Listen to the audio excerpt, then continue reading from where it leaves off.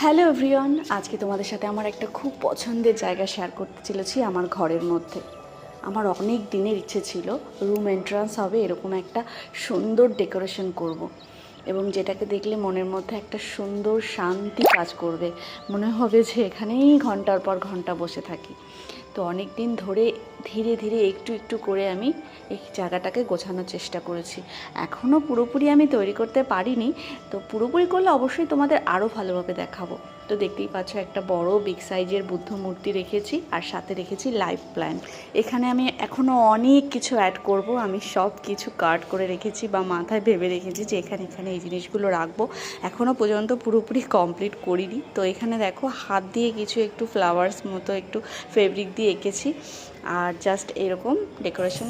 তো ডেকোরেশন করার পরে ঠিক এমনটাই লাগছে দেখতে। তোমাদের কেমন লাগলো অবশ্যই কমেন্ট করো। তো চলো আজকে যে টাটা।